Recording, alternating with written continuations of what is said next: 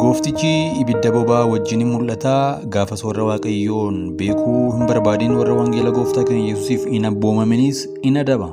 Isaan kun argaa Gooftaa duraa ulfina aangoo isaa duraas fageeffamanii badiisa bara baraatiin in adabamu. Tasalonqee lammaffaa boqonnaa 1:8-9. Isaan kun akka burqituu bishaan hin qabneetii akka horrii bubbeen oofuutis iddoon dukkana limixii isaaniif kaa'amee jira. Lammaffaa Phexros boqonnaa 2:17.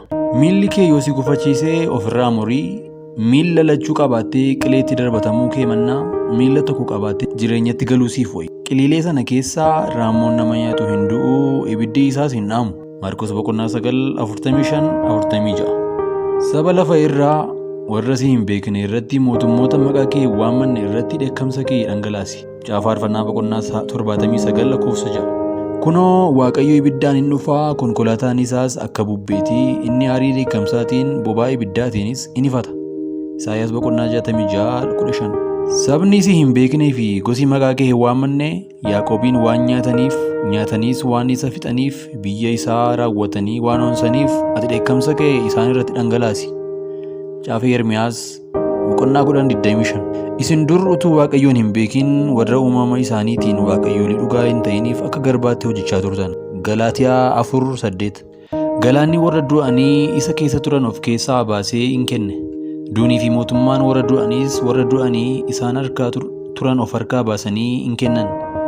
Namni hundinuu adduma addaan akka hojii isaatiitti firdii hin argate.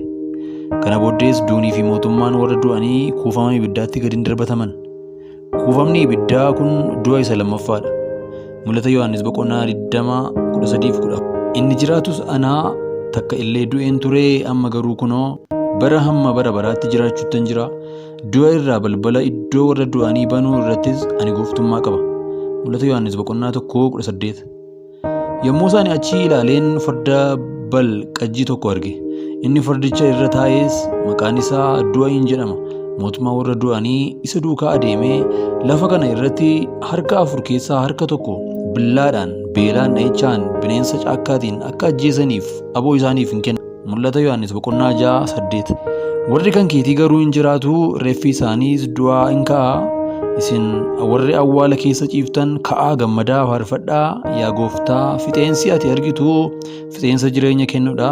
Egaa laftis ekeraa warra du'anii ol hin baafti. Isaayyaas boqonnaa 26:19. Ilmi namaa ulfina abbaa isaatiin ergamoota isaa wajjin dhufuuf jira. Yommus adduma addaan akka hojii isaatiitti gatii isaa hin kennaaf. Maatiyos boqonnaa 16:27.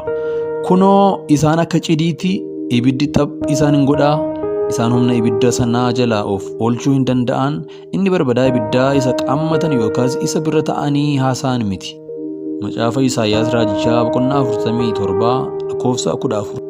Kanaafis akkuma arrabni ibiddaa qarmii qabu, akkuma ibiddi fura lafa irraa haxaa'u, akkasuma hundeen isaanii tortoraa, daraaraa isaaniis akka awwaaraatti ol hin ka'a.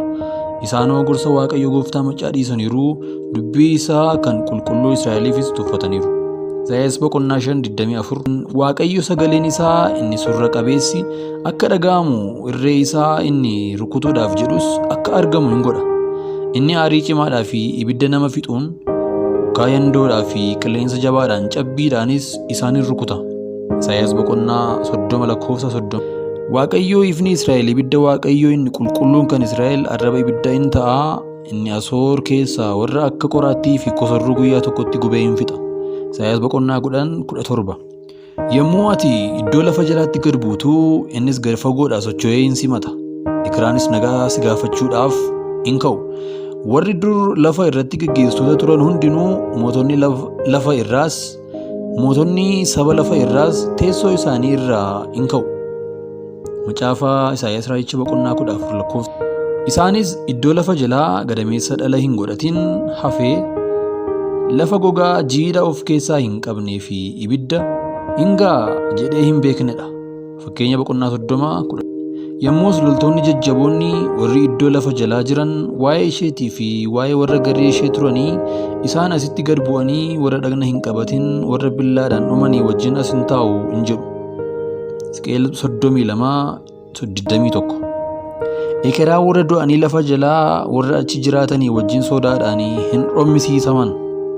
Iyyoob 26:5 Waaqayyo aariin koo tiksoota irratti hin boba'aa warra dura buutotas nan adaba. Ani Waaqayyo gooftaan maccaa hoolota koo namoota Yihuudaatiif nan dhimma. Akka farda lolaas isaan nan jajjabeessa. Zakkaariyaas 10:3 Yoo yaashamaa akkam jirtu hordoftoota keenya kabajamoo chaanalii kanaaf haaraa yoo taatan subscribe gochuu hin dagatinaa. Viidiyoowwan isin akka qaqqabaniif mallattoo bilbilaa kanaa banaa gochuu hin dagatinaa.